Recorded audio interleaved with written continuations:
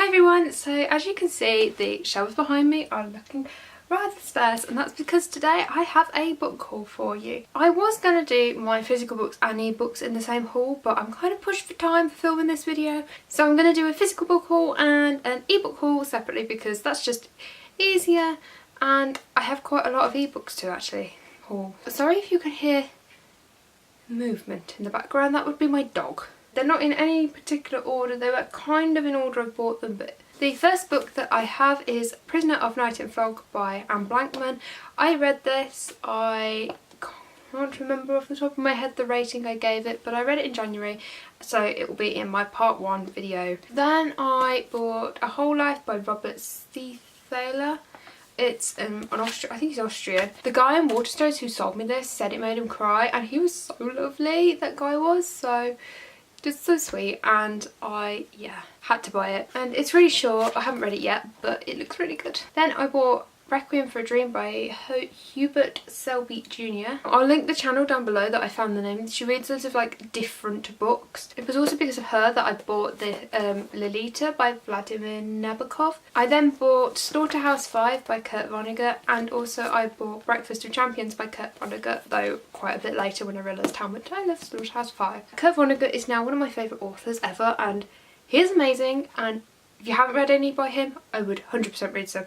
He's really satirical and ironic and just brilliant. You have to read him. And then bought The Opposite of Loneliness by Marina Keegan. Obviously, this is literally blown up on BookTube. Everybody's talking about it, and I still haven't read it, but it looks really good and I really want to get to it, so hopefully soon. They then have a bit of a collection of George Orwell. I really like George Orwell. I read 1984 and Animal Farm years ago, loved them, and I wanted to reread them, so I bought them both when I saw them for a decent price on the Book Depository, so 1984 and Animal Farm. And I love George Orwell's work. He is amazing. I've also read Keep the Aspidistra Flying. I also have got A Clergyman's Daughter, Coming Up for Air, and Shooting an Elephant and Other Essays. This is a collection of essays. I really look forward to getting some of his works because a lot of his views are very strongly expressed in his novels, and so I would like to read essays on those views. I then have Hot Feminist by Polly Vernon, which I got sent for review from Hodder. This looks really good, but I have yet to read it because time. Also have How Hard Can Love Be by Holly Bourne. I loved Ammonia. It was so good. It was one of my favourite books of last year. I have got this one. Can't wait to read it. Still haven't picked it up yet, but the third one's coming out very shortly, so I need to read this ASAP. I also have the UEA MA Creative Writing Anthologies 2015 in Prose Fiction. I got given this when I was at the applicant day at UEA, which is where I will be going in September, which is actually from the Masters course they do, because UEA is like renowned for its creative writing. So this is like a collection of the work that they send out to publishers by Master's students there. It's really good. And they have The Revenger's Tragedy, which I don't know who it's by because it's anonymous. I read it for school, don't really like this very much, but there's more of that in my wrap up. It's kind of a rip-off of Hamlet, is how I think of it. It's just overdone. I then have Everything I Never Told You by Celeste Ning. I don't know how you say the surname, so sorry for butchering that. I've heard loads of good things about this, and I saw it for a good price in the works, so. Then I have A Little Life by Hanya Yanagihara. This book broke me. It is amazing. I loved it so much. All of the characters I just fell in love with. I didn't even feel like it was 720 pages, which it is. It's just so beautiful, and I would just recommend this to everyone. You have to read it. It's absolutely amazing. The next one I got is Faceless by Alyssa Scheinmel. This is really good as well. I have Rebel of the Sands by Alwyn Hamilton, and this book is absolutely stunning. I love the cover so much for this, and it's really shiny and pretty.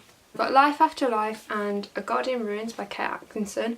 These are quite thick, but apparently they're really good, especially the first one. For review, I got sent A Secret Law of London, which is a non-fiction about the myths and sort of history of London. So I cannot wait to get to this, and it's so pretty, this cover. I then have The Ghost Road by Pat Barker. I have read Regeneration by her, which is the first one in the trilogy. This is the third one. I really liked Regeneration, and I really wanted to carry on with the trilogy and find out more about the characters. So I saw this in the charity shop and I just picked it up because £1.50 is worth it, and I'll just wait for the second one to come in because I'm not desperate to read it. Then I have Me Before You by Jojo Moyes. This book, it's so good, but I kind of was disappointed by it. I guessed the ending halfway through, so it was kind of less emotional because guess what was going to happen. The next one I bought, which I've also read, is After the Quake by Haruko Murakami, which is a collection of 6 short stories. I found these all a bit too weird for me, apart from the last one which I really liked. The Vegetarian by Han Kang. Everybody's raving about this. Then I have The Tale of Two Cities by Charles Dickens. I love Dickens. Like, Dickens is amazing. I know a lot of people don't like Dickens, and I can see why, because he's quite wordy and does go on a bit, but I just think his books are just wonderful. Like, there's something I remember my English teacher saying, his books are perfect for curling up with in front of a fire, and that is so true with Dickens. I would only read his books in winter because they're just so nice and I love them. The next one I have, which I'm actually currently reading, is Hello, Goodbye and Everything in Between by Jennifer E. Smith. I got this for review from Headline. Yeah, I'm enjoying it so far. So the next two I have are The Unexpected Everything and Second Chance Summer by Morgan Matson. I loved Amy and Roger's Epic Detour, and I will be reading Since You've Been Gone once I've finished Hello, Goodbye and Everything in Between, and I just know that I'll like these as well. There's something about Morgan Matson's work which I just fell in love with the first book, so yeah, I look forward to getting to these very, very shortly. I don't know when. I have A Boy at the Top of the Mountain by John Boyne.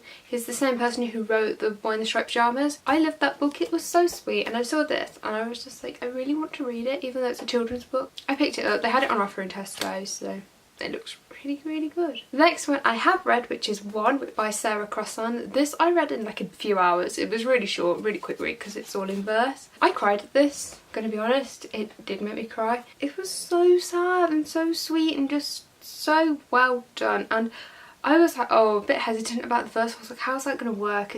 But it did, it really worked. A Court of Mist and Fury by Sarah J. Maas. This is a signed edition, and I wasn't going to pick it up until I'd finished A Court of Thorns and Roses, which I have now, so it's fine, and I enjoyed it, which is very good. Then I have The Dharma Bums by Jack Kerouac.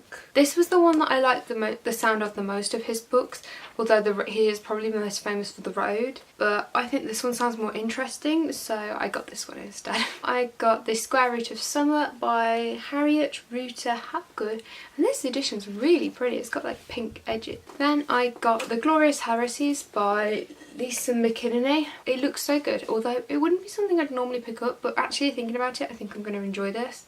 So I'm hoping to get to this really, really soon. I also have The Watchmaker of Filigree Street by Natasha Pulley. I then have Station 11 by Emily St. John Mandel. The Raven Boys by Maggie Stiefvater. I obviously have heard so much about this book. Everybody raves about it. Everybody says they love it. So I cannot wait to get to this. The Night Circus by Erin Morgenstern. This is another one I've heard loads and loads and loads and loads of good things about, and I still haven't picked up. Now on to the Shakespeares that I have bought. A few weeks ago I broke up from school, obviously, because I finished my A-levels. I wanted to go to Shakespeare's birthplace, so we did. And I bought quite a few when I was there. So I bought A Midsummer Night's Dream in these really, really pretty Shakespeare-inspired editions, which especially for the birthplace. The Tempest, Romeo and Juliet, The Sonnets and A Lover's Complaint, Hamlet, King Lear, Othello. Finally, I'm moving on to my hardbacks, which I have got, and there aren't as many of those, thankfully. So the first one that I have is In a Land of Paper Gods by Rebecca Mackenzie. I absolutely adore this book.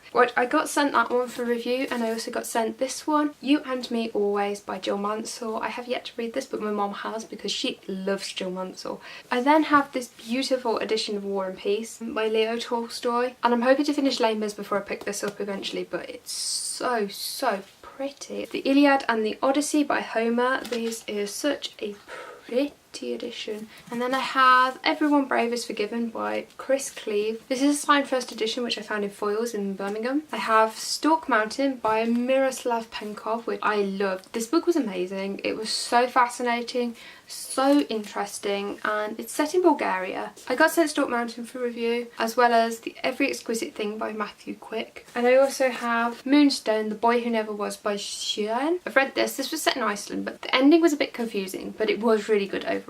And then finally, I have The Rose and the Dagger by Renee Adier, because I love The Wrath of the Dawn. That's all for my physical book haul. I will be doing a ebook haul very soon, I guess. If you've read any of these books or got any opinions on them or any recommendations, tell me in the comments below, and I will see you next time. Bye!